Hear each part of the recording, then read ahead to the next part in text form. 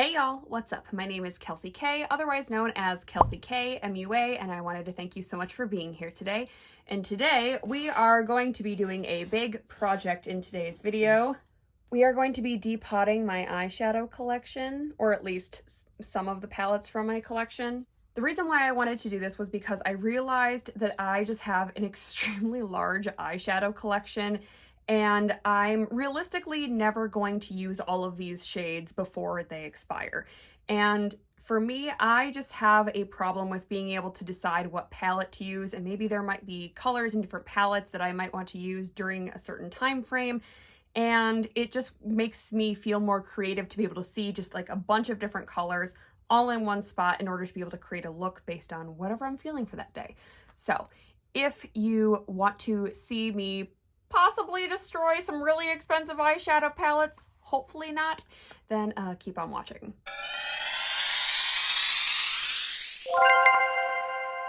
Okay, so I've got my nice and clean, I promise it's clean, there are just stains here on my beauty desk.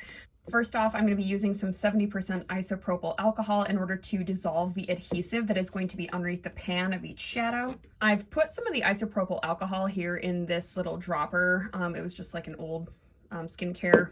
And then next I have a pair of very, very tiny tweezers as well as an X-Acto knife. If you are young and you are watching this, please, please, please make sure that you have an adult present when you are doing this.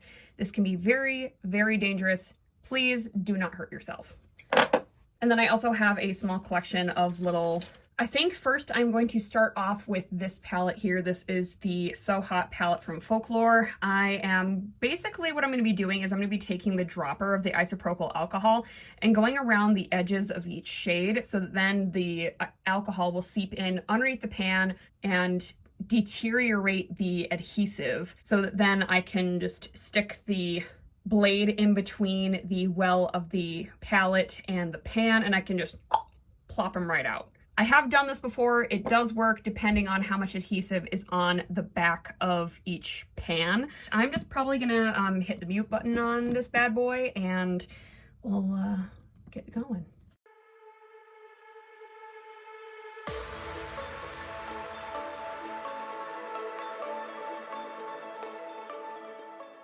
Okay, so as you can see, I have gotten a bit of the alcohol here into the outside portions of the shadows, but I'm not really too concerned about that because most often you are going to use the shade more towards the center of the pan, so that doesn't really bother me too much.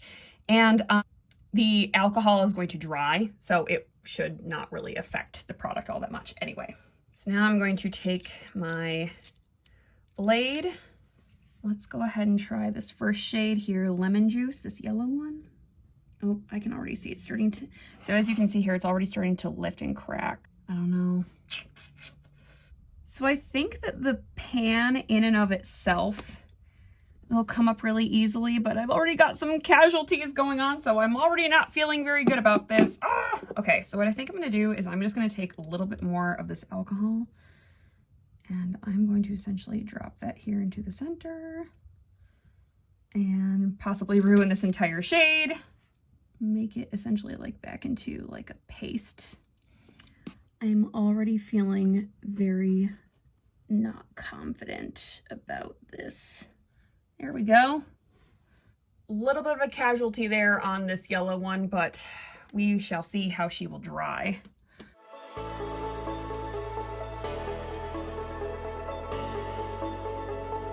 Okay, this one here came out relatively easily.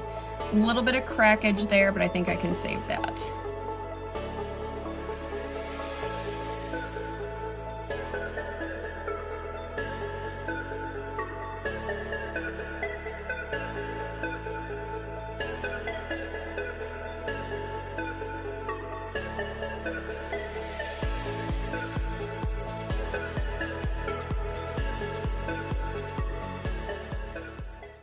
Okay, so I think this is all I am going to do out of this palette because really it was really just these 5 shades that I wanted out of this palette. I think that's all I'm going to do out of this one.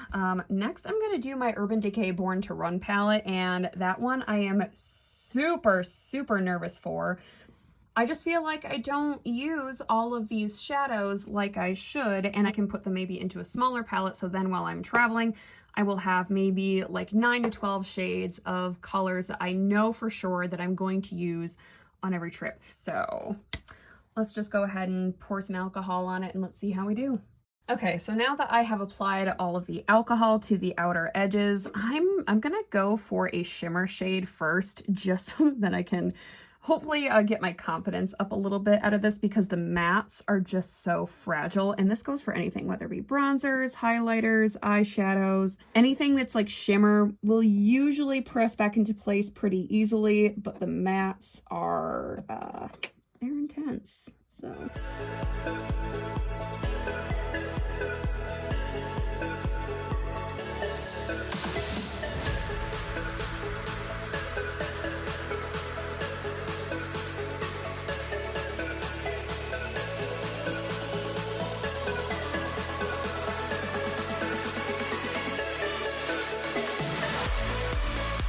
Okay, so I was able to get that first row out without any casualties. So now I'm gonna go in for the second row here. I'm gonna start with this shade Hellride.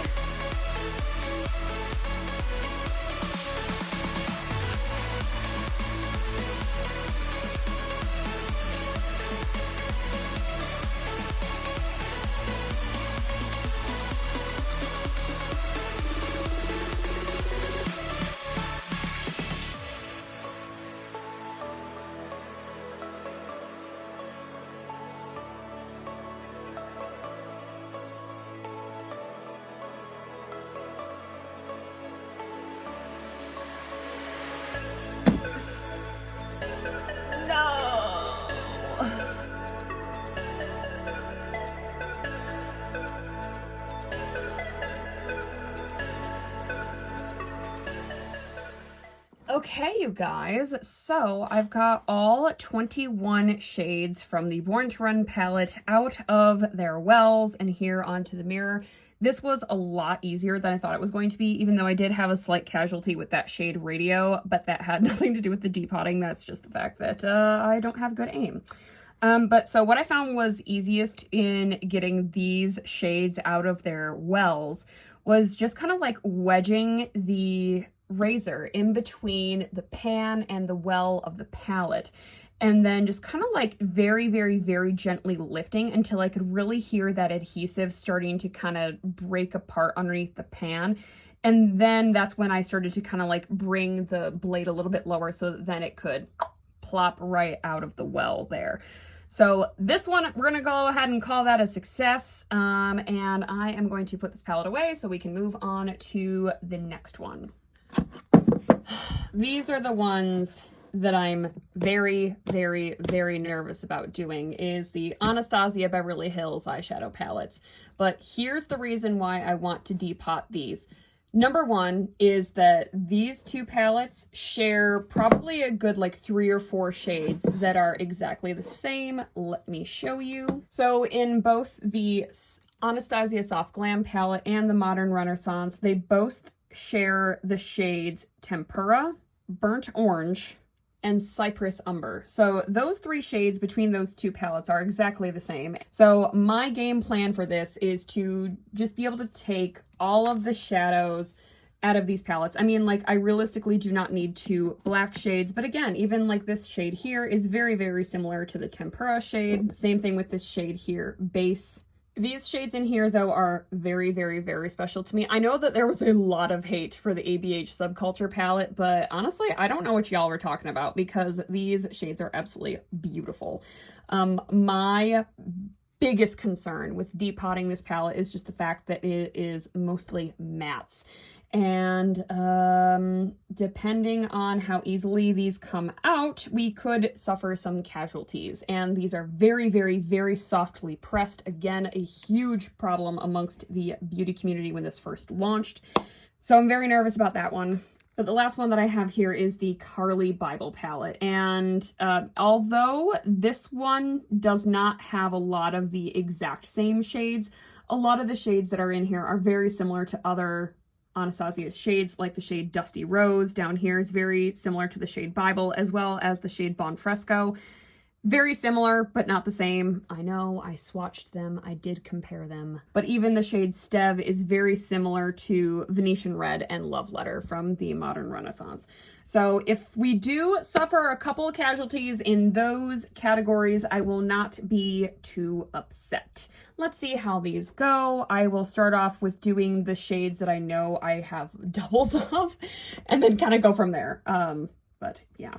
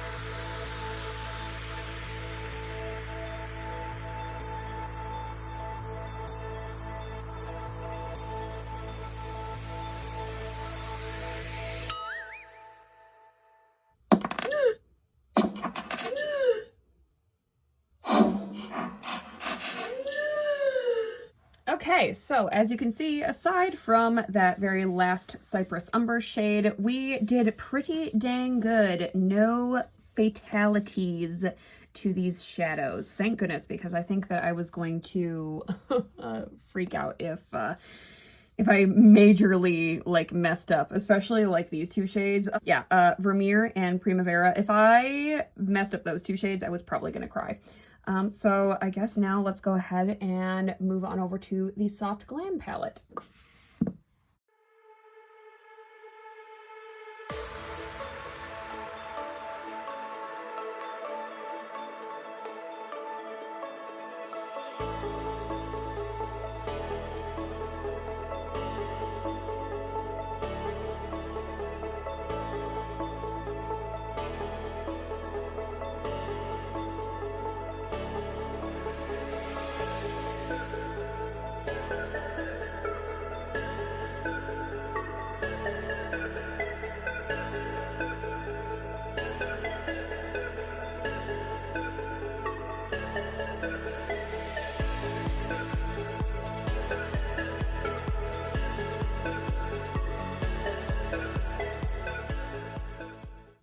Well, guys, that one was pretty easy. I think I'm definitely getting the hang of this without causing myself any casualties here. Soft Glam shades came out relatively easily, and especially the mattes. I was very impressed with how easily the mattes came out. But now let's move on to the other palettes. We've still got Sultry, the Norvina, the Curly Bible, and the Subculture. So let's go ahead and move on to those.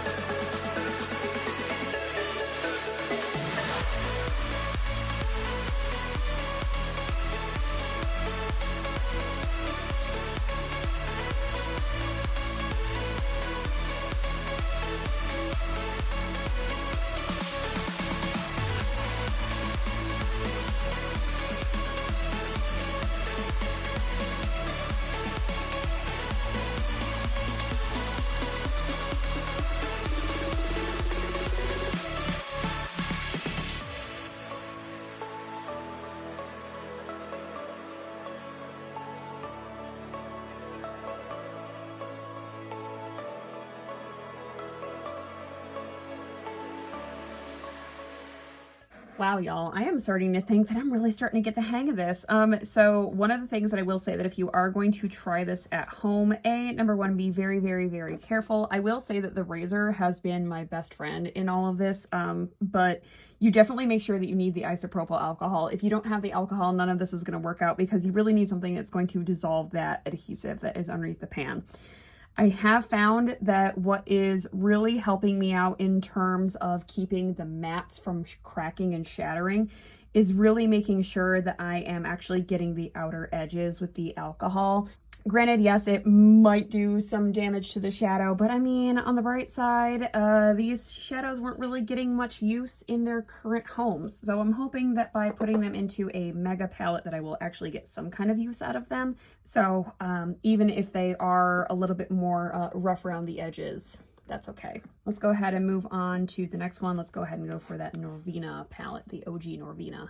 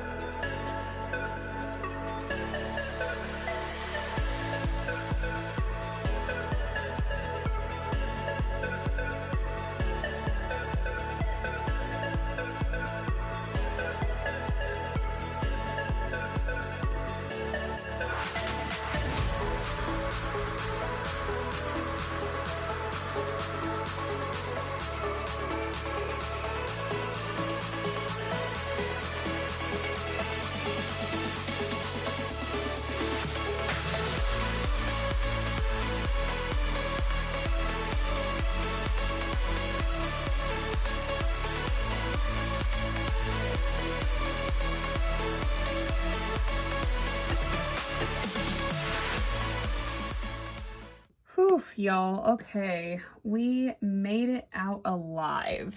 This one did definitely give me some troubles. As you can see, I had a bit of trouble getting out this shade here, Passion. This palette had a lot more adhesive applied to the back of the pans in comparison to the first three palettes. So definitely keep that in mind if you are planning on going through this process, because it is definitely very tedious. You have to be extremely, extremely patient.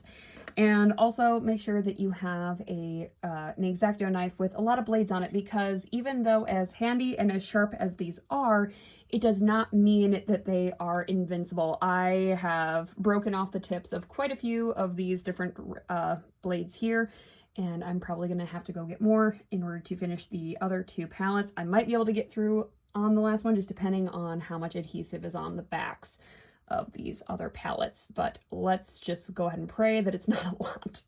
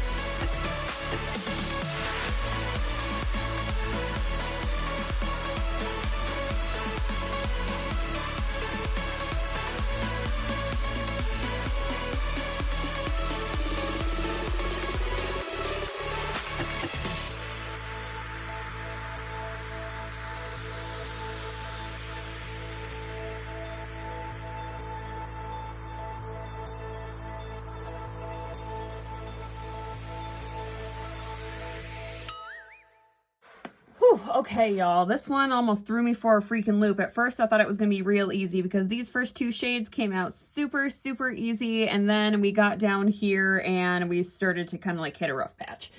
This shade here, Aura, I almost died because I just jammed the razor right into it, but thankfully I was able to press it back into place, so it's okay.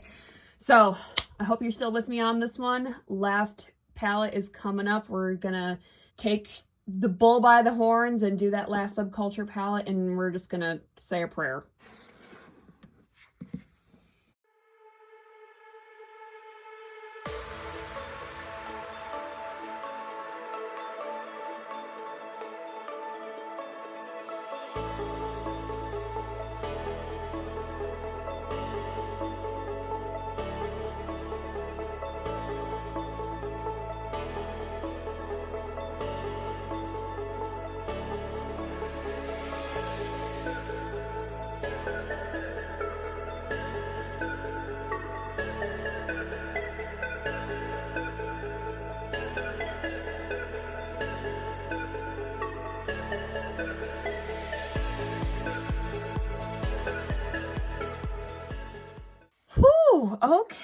Okay, so we were able to get through the Subculture palette with absolutely no casualties. I am extremely, extremely happy about that because most of, like I said before, most of the shades in here are matte.